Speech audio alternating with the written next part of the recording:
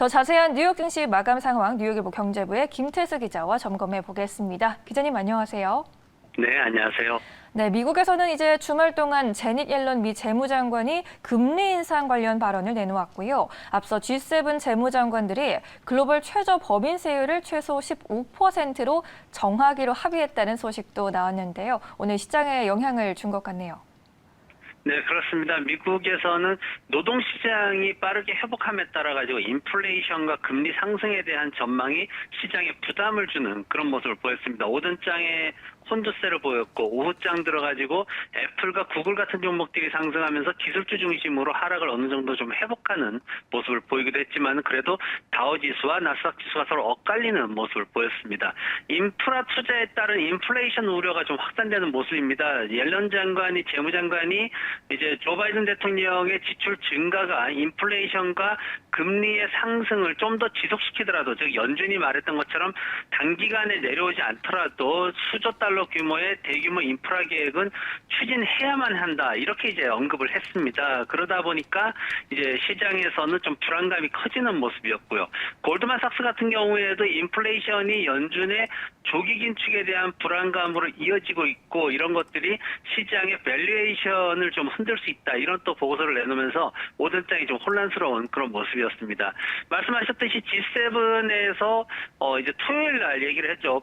최저 한세를 이제 지원을 하겠다, 지지를 하겠다 이렇게 또 합의를 했다라는 내용이 나왔는데 지금 보면은 오전장 같은 경우에는 이제 아마존이라든가 구글 뭐 이런 그 다국적 기업들이 사실 영향을 좀 받는 그런 모습을 보였습니다. 초반에 불안하긴 했는데 그래도 애널리스트들이 앞으로 이게 유럽에서 전반적으로 또 합의가 이루어져야 되고 또 유럽을 넘어서서 다른 나라들도 또 합의를 해야 되는 상황이고 거의 특히나 또 미국 내에서도 공화당이 동의를 해서 의회를 통과해야 되는 상황이기 때문에 그런 부분들이 쉽게 이렇게 빠르게 진행되지는 않을 것이다. 이제 그러면서 조금 불안감을 좀 누그러뜨리는 역할도 하기도 했습니다. 오늘 러셀 2000 지수가 1.4% 강세를 보였는데요. 기술주들이 반등하면서 나스닥이 0.49% 상승을 했는데 특히 이제 민주주식들이 좀 강하게 올랐습니다. 러셀 2000 지수 같은 경우에는 총 시가총액이 작년 기준으로 봤을 때 한 80% 이상 지금 증가해 있는 상황인데 올해에만 러셀 2000 지수가 S&P 500 지수보다 한 4%포인트 이상 상승하는 그런 강세를 보이고 있습니다. 개인 투자자들이 작년 하반기에 유입되어 가지고 시장의 전체적인 수급 흐름에 영향을 많이 미치는 그런 모습입니다.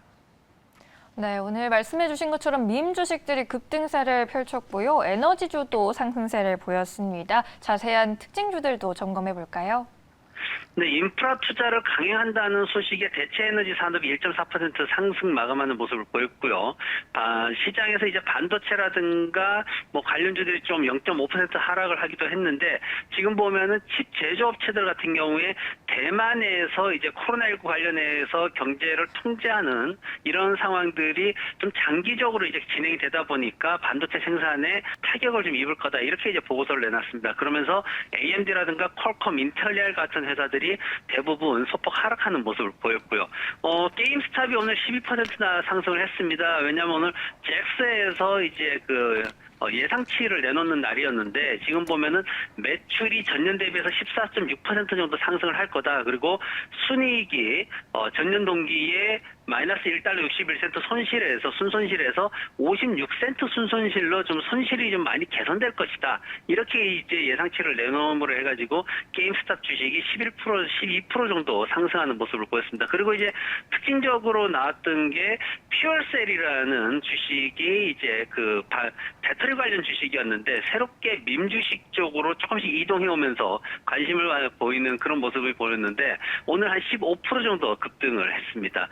애플 주체로 개발자 회의가 지금 진행이 되고 있습니다. 사실 이번에는 큰 기대감은 형성하지 못하고 있었는데 그래도 혹시나 뭐 새로운 맥북이나 이런 것들을 좀 발표해서 뭔가 있지 않을까 했지만은 시장의 기대감을 충족시키지는 못했습니다. 아이클라우드 서비스에 대한 것을 이제 꺼내놨는데 이제 뭐 사진이나 이런 것들을 인터넷상에 올려서 보관하는 거죠. 보관하는 기능에다가 보안 서비스까지 이제 덧붙여가지고 내놓긴 했는데 발표 후에 주가가 1달러 정도 상승하긴 했는데 한 1센트 오르는 선에서 오늘 마감을 했습니다. 구글 같은 경우에는 초반에 좀 안 좋았습니다. 벌금이 이제 유럽에서 벌금이 떨어졌죠. 근데 그게 시장이 이제 시간이 지나면서 그게 어느 정도 수준이냐 이걸 가늠하다 보니까 2020년도 순이익의 0.67% 수준밖에 되지 않더라. 이러면서 이제 그게 좀 제한적이다. 큰 영향은 없다. 이렇게 평가가 되었고 또 하나는 자율주행 시스템 개발사인 웨이모하고 파트너십 소식을 전했습니다. 웨이모 같은 경우에는 웨이모 원이라는 자율주행 택시 호출 서비스를 지금 개발해서 진행을 하고 있는데 이 부분을 통해 가지고 구글이 좀 더 사업을 확장할 수 있다 이렇게 또 평가가 내려지면서 상승하는 모습을 보였습니다. 오늘 바이오젠이 알츠하이머 약물을 가지고 드디어 FDA의 승인을 받았습니다. 그러면서 장중에 63%나 급등을 했는데 알츠하이머 환자와 그 가족들한테는 전 세계적으로 굉장히 큰 이슈가 되는 아주 획기적인 소식이기도 합니다. 2003년도부터 시작해가지고 드디어 이제 첫 승인을 받은 건데 오늘 38% 109달러 상승해서 395달러로 장을 마감했습니다. 네, 지금 시장을 크게 끌어올려줄 만한 주요 동력은 보이지 않는데 개별 종목들로 이슈별로 움직이는 모습이 나타났습니다. 이번 주에는 어떤 이슈들이 또 영향을 주게 될까요?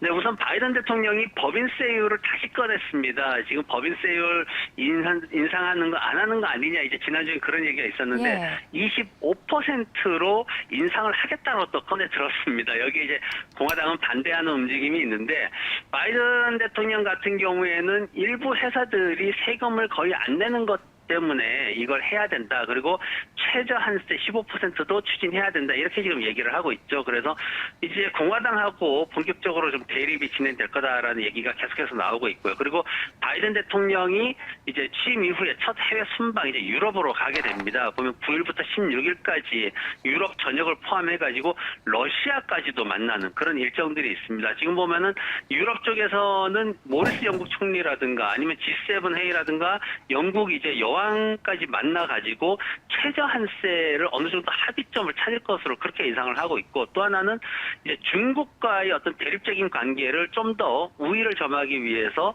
이제 나토를 만나거나 이제 러시아를 만나가지고 경제적으로 정치적으로 좀 우위를 점하려는 노력을 할 것이다. 그리고 이제 또 하나는 이 기간 동안에 보잉 같은 미국 전통기술 회사들이 뭐 6G라든가 이런 어떤 이슈들을 가지고 좀 주목받을 수도 있다. 이런 얘기들이 좀 많이 나오고 있습니다. 경제지표 관련해가지고는 4월달 채용 공고가 18만 건 상승이 기대가 되고 있고 3월달보다 이제 조금 늘어나는 거죠. 그리고 비즈니스 낙관지수도 4개월 연속 상승할 것으로 기대를 하고 있는데 아직까지는 좀 팬데믹 이후에 조금 낮은 상황이 지속이 되고 있습니다. 그리고 무역 수지 관련해서도 적자폭이 소폭 줄어들 것으로 기대를 하고 있고요. 레드불 리테일 소매 판매 지수는 여전히 강세를 보일 것으로 그렇게 예상이 되고 있습니다. 네, 이번 주에 또 이와 관련해서 어떤 뉴스들이 나오게 될지 잘 살펴봐야겠습니다. 지금까지 뉴욕일보 경제부의 김태수 기자와 함께했습니다. 오늘 말씀 고맙습니다.